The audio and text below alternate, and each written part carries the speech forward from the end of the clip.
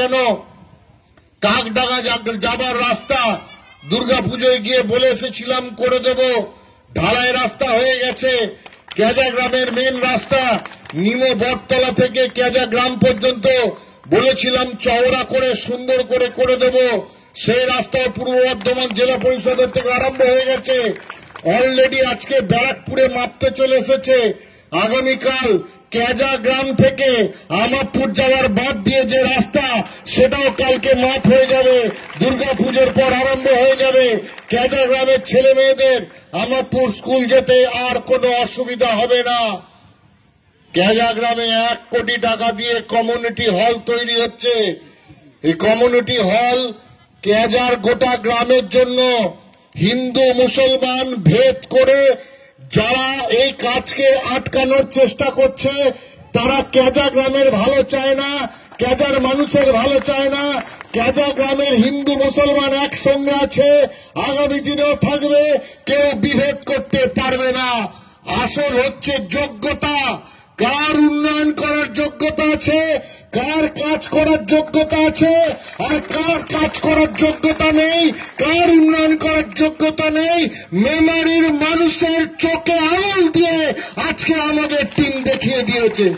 আমরা কাজ করে দেখিয়ে দিতে চাই। আশিস রায় আগের দিন আমারপুরে একটা মিছিল করলো। আশিস দা বলছিল যে আমি 98 সাল থেকে আমারপুরে আসছি। নসিবরা যে আমারপুরে এত বড় একটা মিছিল করেছে তার জন্য নসিবকে ধন্যবাদ। আজকে এটা পথসভা না জনসভা, ছবিতে দেখলি ভাবতে হবে। আজকে মানুষ তৃণমূলের সঙ্গে আছে, মানুষ মমতার সঙ্গে আছে। আমি হয়তো মানুষের সঙ্গে ছিলাম না, আমরা হয়তো মানুষের সঙ্গে ছিলাম না, তাই মানুষ আমাদের ভালোবাসছিল না।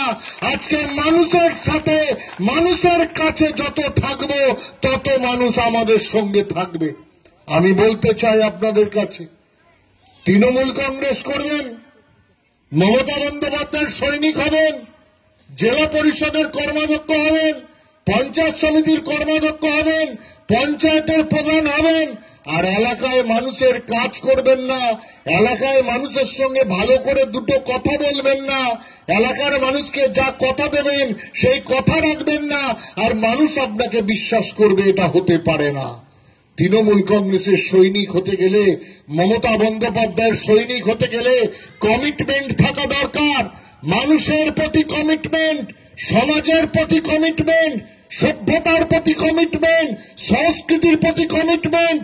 আমি যে কাজটা করব সেই কাজটা হৃদয় দিয়ে করব, মন দিয়ে করব, এটা হচ্ছে কমিটমেন্ট। না হলে মানুষ আপনাকে বিশ্বাস করবে না। তাই আপনাকে বলতে চাই, আপনি সকলকে নিয়ে এগিয়ে চলুন।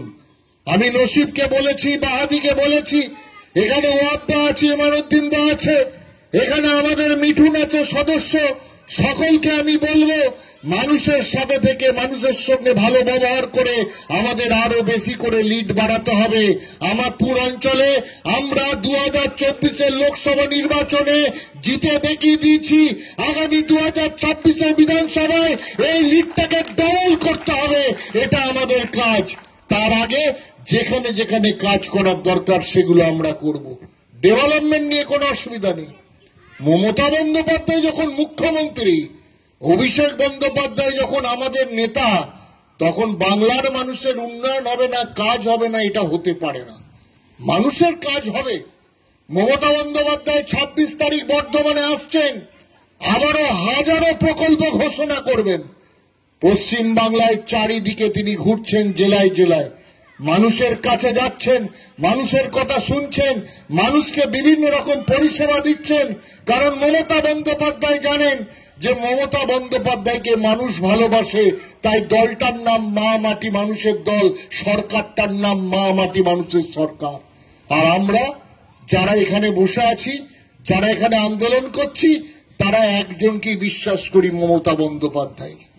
মমতা বন্দ্যোপাধ্যায় যখন আছে এলাকার মুসলিমরা সুরক্ষিত থাকবে, মমতা বন্দ্যোপাধ্যায় যখন আছে এলাকার হিন্দুরা সুরক্ষিত থাকবে, মমতা বন্দ্যোপাধ্যায় যখন আছে আদিবাসী তপশিলি জাতি উপজাতি সমস্ত শ্রেণীর মানুষ ভালো থাকবে, সুখে থাকবে। আজকে দুয়ারে সরকার হচ্ছিল, একটা অঞ্চলে একটা ক্যাম্প হচ্ছিল আমারপুরের প্রাইমারি স্কুলে। ক্যাডা থেকেও যেতে হতো, ব্যারাকপুর থেকেও যেতে হতো, ইসনপুর থেকেও যেতে হতো, মেরুয়া থেকেও যেতে হতো। অঞ্চলে একটা ক্যাম্প হচ্ছিল দুয়ারে সরকার, গোটা অঞ্চলের মানুষকে যেতে হতো। আজকে মমতা বন্দ্যোপাধ্যায় আমাদের পাড়া আমাদের সমাধান প্রকল্পের মধ্য দিয়ে 3টে করে সংসদ নিয়ে একটা করে ক্যাম্প বানিয়ে দিলেন। অর্থাৎ 3টে সংসদের লোক একটা ক্যাম্প।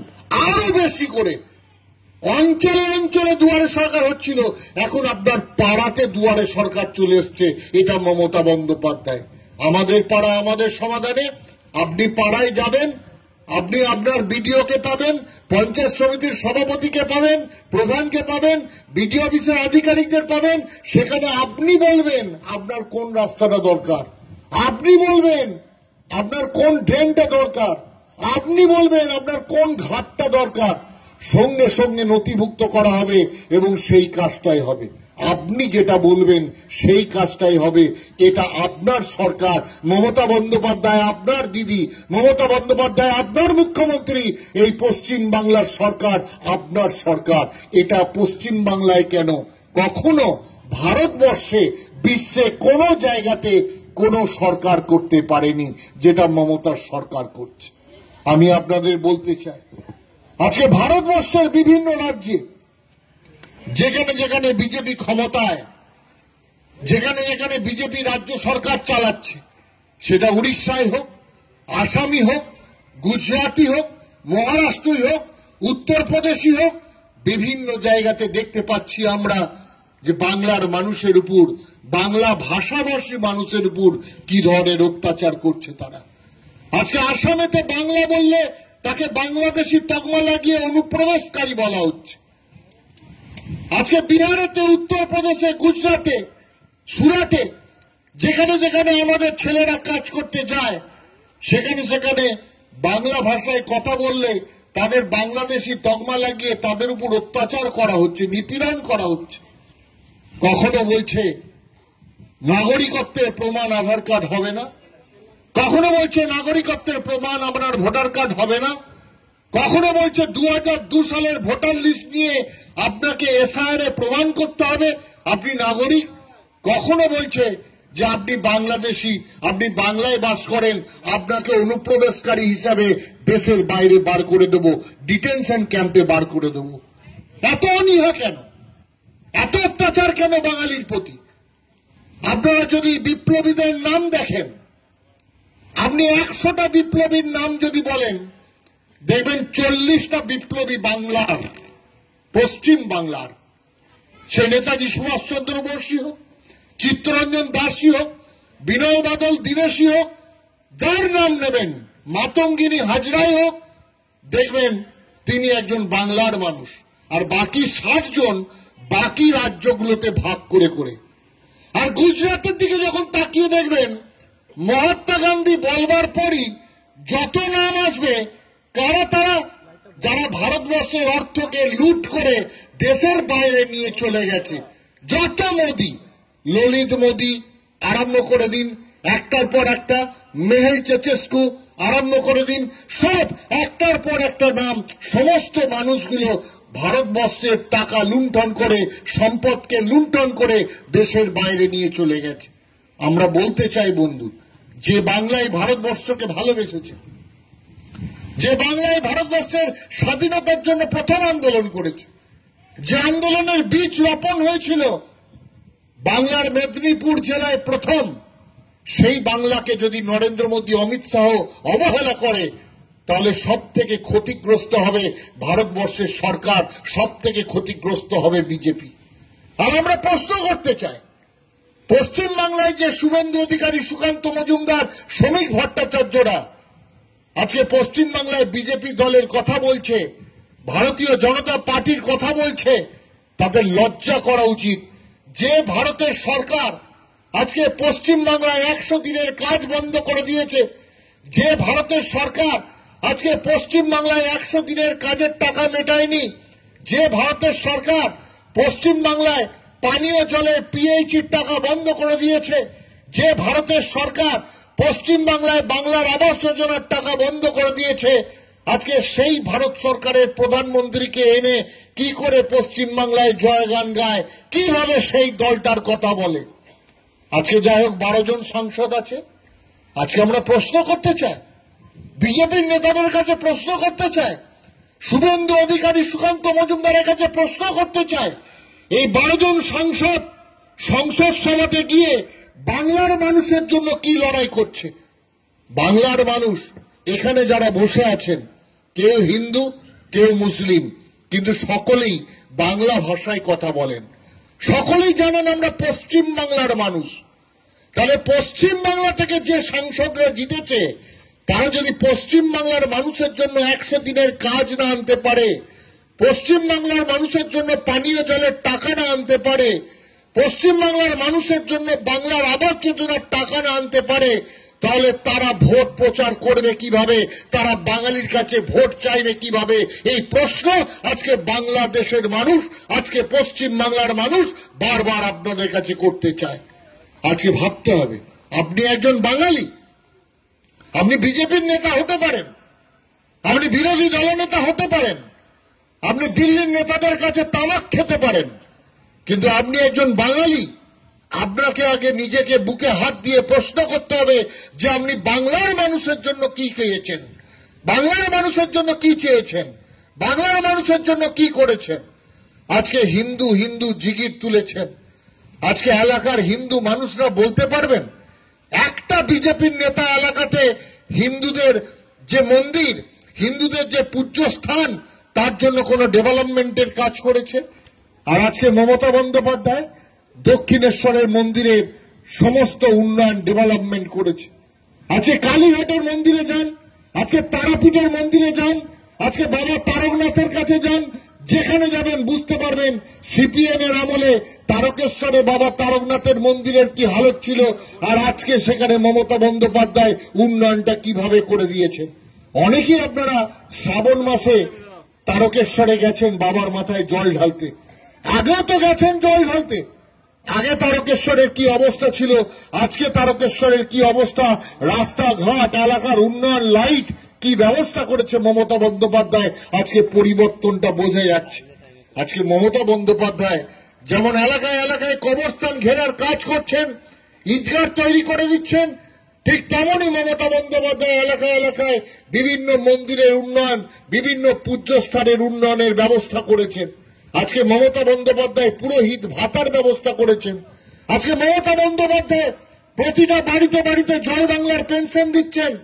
আপনার বাড়িতে বৃদ্ধ বাবা 60 বছরের উপর বয়স হয়ে গেছে, তিনিও যেমন পেনশন পাচ্ছেন, বৃদ্ধা মা তারও 60 বছরের উপর বয়স হয়ে গেলে তিনিও পেনশন পাচ্ছেন। আজকে বাড়ির বৌমা তিনি লক্ষ্মীর ভান্ডারের টাকা পাচ্ছেন। আজকে বাড়ির বাচ্চাটা যে স্কুলে পড়ে সবুজ সাথীর সাইকেল পাচ্ছে, কন্যাশ্রী পাচ্ছে, শিক্ষাশ্রী পাচ্ছে। আজকে বাড়ির মেয়েটা যা 18 বছরের উপর বয়স হয়ে গেছে, যে পড়াশোনা করার পর যাকে বিয়ে দেওয়ার ব্যবস্থা করা হচ্ছে, তাকে রূপশ্রীর টাকা দেওয়া হচ্ছে।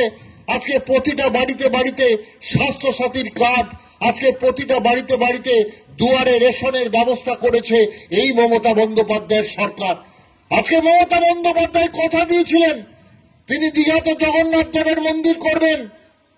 আজকে মমতা বন্দ্যোপাধ্যায় দীঘাতে জগন্নাথ দেবের মন্দির করেছেন। আজকে দীঘাতে মানুষ যেত শুধু সমুদ্রে চান করতে বা সমুদ্র দেখতে, আজকে দীঘাতে হাজারো হাজারো মানুষ যাচ্ছে জগন্নাথ দেবের মন্দির দেখতে।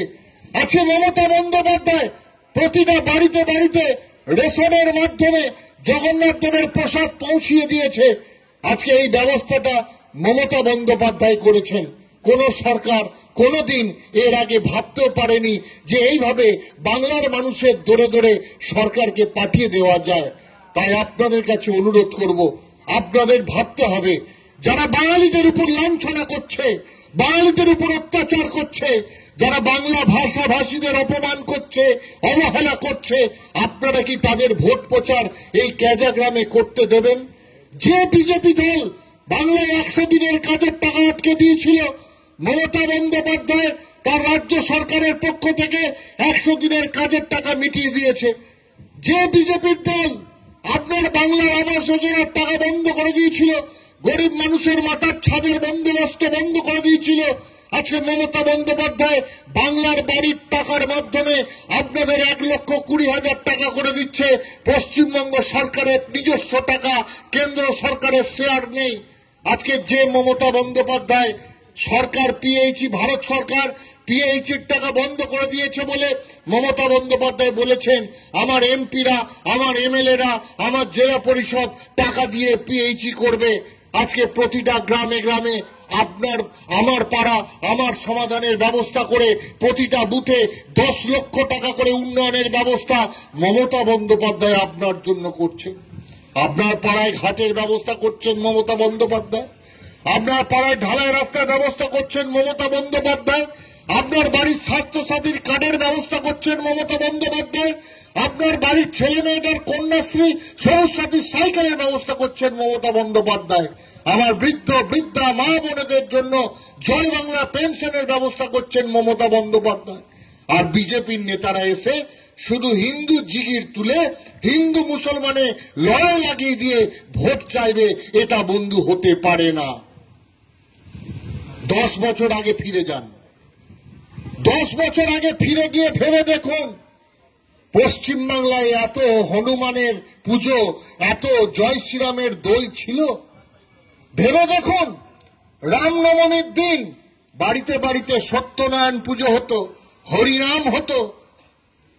আমরা সকলে জানতাম ত্যাগ ও তিতিক্ষার মন্ত্রে হিন্দু ধর্ম দীক্ষিত। যে হিন্দু ধর্ম শ্রীরামকৃষ্ণ পরমহংস দেবকে দেখেছেন, যে হিন্দু ধর্ম মা শারদাকে দেখেছেন, যে হিন্দু ধর্ম চৈতন্য মহাপ্রভুকে দেখেছেন, যে হিন্দু ধর্মে আমরা স্বামী বিবেকানন্দের মতো ত্যাগ দেখেছি, তিতিক্ষা দেখেছি, সেই হিন্দু ধর্ম আজকে পাগলের মতো ধর্মান্তর করছে। সেই হিন্দু ধর্ম আজকে জোর করে বুকেতে ত্রিশূল পুরে তাকে ধর্মান্তর করার কথা বলছে। আজকে আমরা তো নরেন্দ্র মোদীর কাছে, অমিত শাহর কাছে, শুভেন্দু অধির কাছে হিন্দু ধর্মের কথা শুনতে চাই না। আজকে শুভেন্দু অধিকারী বলছে হিন্দুর বাচ্চা। এতদিন কার বাচ্চা ছিল? আজকে বলছে মানুষকে ভুল বোঝাচ্ছে, আমি আগে হিন্দুর বাচ্চা না, আগে আমি মানুষের বাচ্চা। আমি মানুষকে ভালোবাসবো, আমি সকলকে নিয়ে চলবো, রাম রহিম এক, এটাই তো আমি শিখে এসেছি ছোট থেকে। আমি যে দুর্গাপূজার সময় দেখেছি, দুর্গাপূজায় আমার আকবর, পারভেজ, নসিবরা সকলে দুর্গাপূজার মন্দিরে যায়, সেখানে গিয়ে হাত পেতে প্রসাদ নেয়। আমরা দেখেছি দুর্গাপূজার সময়ও মুসলিম বাড়ির মেয়েরা বউরা সুন্দর শাড়ি কাপড় পরে তারাও মেমারিতে প্যান্ডেলে প্যান্ডেলে ঠাকুর দেখে বেড়ায়। আবার যখন মুসলিমদের পরব হয় ঈদের সময়, তখন নসিব, পারভেজ, আকবররা আমাদের ডাকে, আমাদের জয়, স্বরাজ, মৃন্ময় তারাও মুসলিম বন্ধুর বাড়িতে যায়, দিয়ে চাটাই পেতে সেখানে বসে সিমুই খায়। এটাই তো আমার বাংলা। যে বাংলায় একসঙ্গে কেজাতে মুসলিম এলাকাতে মসজিদ থেকে বেজে উঠেছেন আমাদের ধ্বনি, আর সঙ্গে সঙ্গে হিন্দু পাড়ায় আমার মা বোনেরা তুলসী তলায় প্রদীপ জ্বালিয়ে শঙ্খ বাজায়, শঙ্খধ্বনি বেজে উঠেছে। হিন্দু মন্দিরে হরিনাম ধ্বনি আর মসজিদে নামাজের ধ্বনি মিলেমিশে একাকার হয়ে গেছে। কখনো কেজাতে তুমি মুসলিম আমি হিন্দু এই মানসিকতা তো দেখিনি বন্ধু। তাই আজকে এই বিভেদের রাজনীতি করে মানুষে মানুষে বন্ধনটাকে নষ্ট করবার চেষ্টা করছে এই বিজেপির দল, এবং গ্রামে গ্রামে কিছু দালাই জুটেছে, তারা মানুষে মানুষে বিভেদ তৈরি করছে, এলাকার উন্নয়নকে আটকাতে চাইছে, কেজা গ্রামের উন্নয়নকে আটকাতে চাইছে। আপনাদের আজকে রুখে দাঁড়াতে হবে, আপনাদের আজকে প্রতিবাদী হতে হবে। যারা বাংলাকে ভালোবাসে না, যারা গ্রামকে ভালোবাসে না, যারা এলাকাকে ভালোবাসে না, যারা এলাকার মানুষের জন্য উন্নয়ন করে না, রাস্তা করে না, ঘাট করে না, ড্রেন করে না, পানীয় জলের ব্যবস্থা করে না, তারা কখনো আমার আপনার বন্ধু হতে পারে না। তাই আপনাদের কাছে অনুরোধ, মুসলিম নয়, হিন্দু নয়, মানুষ হিসেবে ভাবতে হবে আমাদের। আমরা বাঙালিরা ঐক্যবদ্ধ গোটা বিশ্ব জুড়ে। আমরা বাঙালিরা মনে করি আমরা বাংলা ভাষায় কথা বলি, এই ভাষা প্রচুর শক্তিশালী ভাষা, প্রচুর শক্তিশালী ভাষা। এই বাংলা ভাষা নিয়ে লড়াই হয়েছিল, বিশ্বে এমন একটা ভাষা নিয়ে লড়াই হয়েছিল যে ভাষার লড়াইয়ে একটা নতুন রাষ্ট্রের সৃষ্টি হয়েছিল, সেটা হচ্ছে বাংলা ভাষা। তাই বাংলা ভাষাকে অপমান করবেন না, বাঙালিদের অপমান করবেন না, আমরা তাহলে রুখে দাঁড়াবো।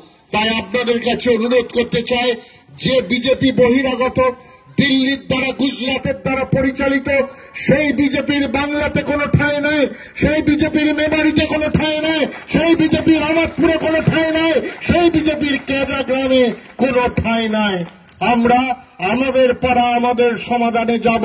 আমরা মমতা বন্দ্যোপাধ্যায়ের উন্নয়ন নেব এবং এলাকাতে আরো ডেভেলপমেন্ট করব, রাস্তাঘাট ড্রেন করব।